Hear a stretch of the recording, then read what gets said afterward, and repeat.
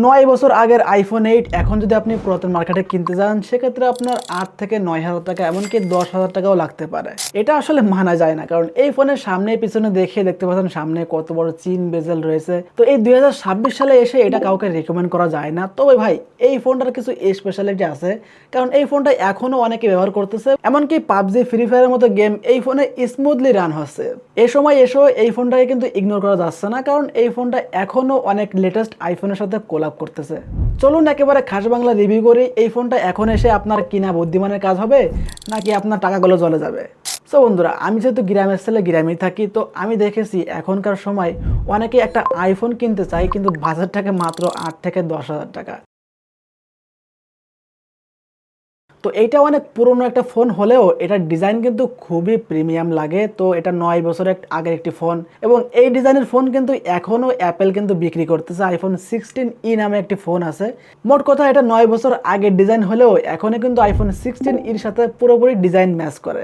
আমার কেন জানি মনে হয় এটাই অ্যাপেলের সব থেকে বেস্ট ডিজাইন, কারণ দেখতে পাচ্ছেন সাইডে অ্যালুমিনিয়াম রাউন্ড বডি রয়েছে যেটা হাতের মধ্যে খুবই কমফোর্টেবল একটা ফিল দেয়। এবং এখানে যে পিছনে গ্লাস ব্যাগটা পাচ্ছেন এখানে কিন্তু ওয়্যারলেস চার্জিং সিস্টেম রয়েছে, যেখানে আপনি ওয়্যারলেসের মাধ্যমে চার্জ করতে পারবেন। এবং পিছনে পেয়ে যাচ্ছেন মাত্র একটি 12 মেগাপিক্সেল ক্যামেরা, এবং সাথে রয়েছে মাইক্রোফোন এবং ফ্ল্যাশ লাইট। ফ্ল্যাশ লাইটের আলোটা কিন্তু অনেক বেশি, আইফোনে বরাবর ফ্ল্যাশ লাইটে অনেক আলো হয়ে থাকে।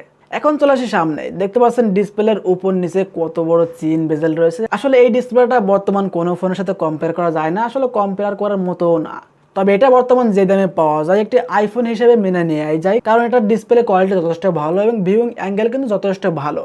এবং উপরে যে মোটা জায়গাটা পাচ্ছেন এখানে একটি 7 মেগাপিক্সেলের সেলফি ক্যামেরা পাচ্ছেন, এবং নিচে যে মোটা জায়গাটা রয়েছে এখানে আপনি অ্যাপেলের আইকনিক টাচ আইডি পেয়ে যাচ্ছেন। এবং এটা কিন্তু হ্যাপটিকের সাথে খোলে। হ্যাপটিক হচ্ছে অ্যাপেলের যে ভাইব্রেশন মোটর, ওটাকে হ্যাপটিক বলে। এটা কিন্তু খুব সুন্দর একটা ফিল দেয় এবং যথেষ্ট ফাস্ট কিন্তু ফোনটা আনলক হচ্ছিল।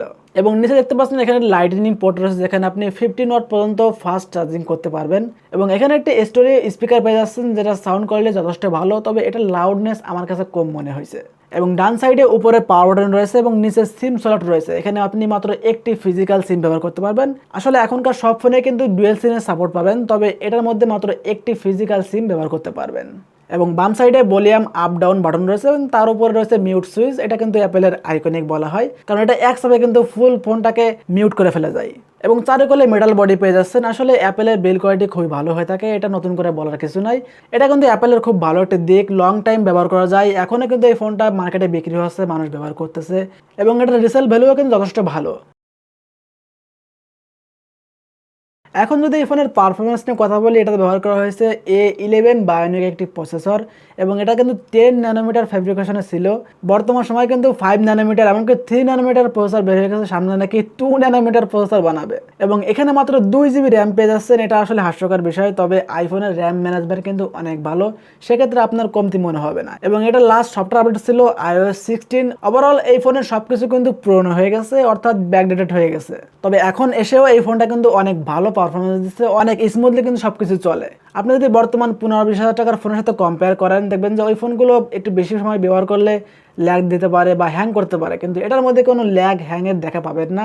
এটার মধ্যে আমরা ফ্রি ফায়ার গেমও খেলে দেখেছি, খুব স্মুথলি খেলা যাচ্ছিল, কোনো প্রকার ফ্রেম ড্রপ বা ল্যাগ হ্যাংয়ের দেখা পাইনি। আসলে 9 বছর আগের একটি ফোন আপনি পাবজি ফ্রি ফায়ার মধ্যে গেম এখানে প্লে করতেছেন, এটাই তো অনেক বেশি।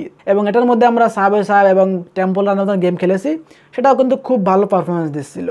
আসলে এটা খুব ছোট একটি ফোন, আপনারা হয়তো এটাতে কেউ গেম খেলবেন না, তবে আমরা পারফরমেন্স বোঝানোর জন্য গেম প্লে করেছিলাম। আসলে এটা অনেক আগের একটি ফোন, তখন কিন্তু এই পাবজি ফ্রি ফায়ার গেমগুলো অতটা জনপ্রিয় ছিল না। সেক্ষেত্রে কিন্তু এই ফোনের মধ্যে কোনো হিট ম্যানেজমেন্ট করা নাই, সেক্ষেত্রে ফোনটা কিন্তু অনেক গরম হয়। এবং আইফোনের যে লেটেস্ট ফোনগুলো আছে সেগুলো কিন্তু প্রচুর গরম হয়। আমার কাছে একটা আছে ভাই, মাঝে মাঝে ফ্রিজে রাখতে হয়। এখন আইফোনের মেইন ফোকাস ক্যামেরা। এখন যদি ক্যামেরা নিয়ে কথা বলি, এখানে রয়েছে মাত্র 12 মেগাপিক্সেলের একটি ক্যামেরা, যেটা কিন্তু বর্তমান ফোনগুলোর সাথে কম্পেয়ার করা যায় না। আসলে কম্পেয়ার করা বোকামি, কারণ এটা 2017 সালের একটি ফোন, তখন কিন্তু অতটা আপডেট ছিল না। এখন কিন্তু অল্প দামের ফোনেও খুব ভালো ক্যামেরা দিয়ে থাকে।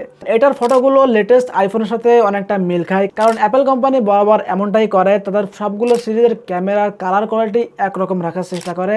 যদিও উপরের সিরিজগুলোতে ডিটেলসের পরিমাণ অনেক বেশি হয়ে থাকে, তবে কালার কোয়ালিটি কিন্তু এক হয়ে থাকে। তো আমি যদি লেটেস্ট আইফোন এবং এটাতে ফটো তুলে ভিভিড লাগিয়ে দিই, আপনি ভাই ধরতেই পারবেন না কোনটা দিয়ে তোলা। যদিও এটার মধ্যে ডাইনামিক রেঞ্জের খুবই ঘাটতি পেয়েছি আমি। তাছাড়া এটা ফটো কোয়ালিটি আমার কাছে খুব ভালো লেগেছে, যদিও লো লাইটে এটা খুব স্ট্রাগল করে। কারণ ভাই আপনার মানতেই হবে 2017 সালের একটি ফোন, এখন এটা খুব ভালো চলতেছে, এটাই অনেক। তো এটাতে আমরা ডেডিকেটেড কোনো পোর্ট্রেট মোড পাচ্ছি না, অর্থাৎ আপনি ব্যাকগ্রাউন্ড ব্লার করে ফটো তুলতে পারবেন না। তো বর্তমান সবাই কিন্তু আমরা পোর্ট্রেট মোডে বা ব্যাকগ্রাউন্ড ব্লার করে ফটো তুলতে চাই, যদিও এটা অনেক আগের ফোন, এখন আর আশাও করা যায় না। তবে অন্য সব দিক কিন্তু ঠিক আছে। এখন আসি ভিডিওতে, এখানে আপনি 4K 60 FPS পর্যন্ত পাচ্ছেন এবং এটার ভিডিও কোয়ালিটি কিন্তু যথেষ্ট ভালো। এখনকার অনেক ফোন আছে ভাই 20,000 টাকার ফোনেও দেখবেন যে 4K 30 FPS থাকে, এমনকি 24 FPS থাকে। সেখানে এই ফোনটা 2017 সালে একটি মডেল হয়ে 4K 60 FPS পর্যন্ত রয়েছে। এবার এই ফোনের ভিডিও স্যাম্পলটা টেস্ট করি আমরা। তো আমি এই ফোনের বিল্ট ইন মাইক্রোফোন দিয়ে রেকর্ড করব। আমি DJI মাইকটা খুলে তারপর রেকর্ড করতেছি, আপনারা বুঝতে পারবেন যে এই ফোনের মাইক্রোফোন কোয়ালিটিটা কেমন আছে। তো এটা হচ্ছে এই ফোনের মেন সেন্সরের ভিডিও, দেখতে পাচ্ছেন 4K 60 FPS ভিডিও করতেছি। তো এটা কেমন স্টেবল দেখতে পাচ্ছেন, এবং আমি এই ফোনের যে মাইক্রোফোন সেই মাইক্রোফোনের সাউন্ডটাই এখানে দিচ্ছি। তো কেমন রেজাল্ট দিচ্ছে আপনারা দেখতে পাচ্ছেন। আমি একটু দৌড়চ্ছি,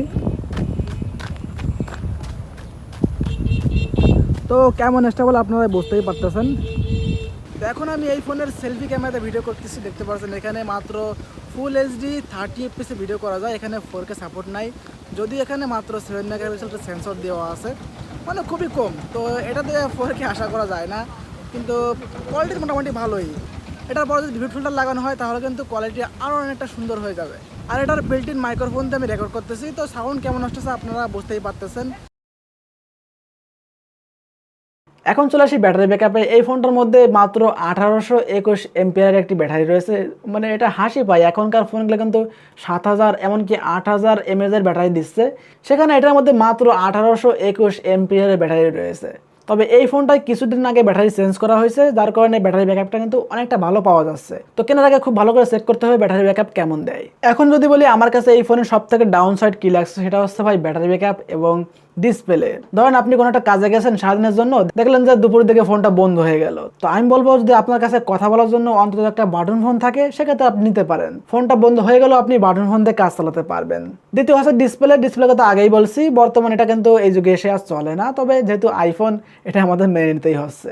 এখন যদি ফাইনাল বলি, এটা 2026 সালে এসে এটা কেনা কি বুদ্ধিমানে কাজ হবে নাকি টাকা জ্বলে যাবে। তো আমি বলবো ভাই আপনি যদি দেখে শুনে একটি অথেন্টিক ফোন কিনতে পারেন, অরিজিনাল ডিসপ্লে থাকে, সেক্ষেত্রে কিন্তু ভাই 8 থেকে 10,000 টাকার মধ্যে খুব ভালো একটা ডিল হতে পারে। কারণ এটাতে 2GB র্যাম হলেও এটাতে কিন্তু 256GB পর্যন্ত স্টোরেজ পেয়ে যাচ্ছেন, এবং এই ফোনটাও কিন্তু 256GB স্টোরেজ। তবে ভাই আপনি যেখান থেকে কেনেন না কেন খুব চেক করে নিতে হবে, কারণ ওটা অনেক আগের একটি ফোন। দেখা যাচ্ছে অনেকে ডিসপ্লে বা অনেক পার্টস চেঞ্জ করে ফেলতে পারে। আপনি যদি একটা অথেন্টিক ফোন কিনতে পারেন, তাহলে কিন্তু আপনি অনায়াসে আরো কয়েক বছর চালাতে পারবেন। সো বন্ধুরা, আজকে ভিডিও এই পর্যন্ত ছিল। আশা করি যে আপনাদের উপকারে আসছে। আর আপনাদের মধ্যে যদি কেউ iPhone 8 ব্যবহার করে থাকেন, অবশ্যই আপনার এক্সপিরিয়েন্স কমেন্ট করে জানাবেন। সবাই ভালো থাকবেন, সুস্থ থাকবেন। আল্লাহ হাফেজ।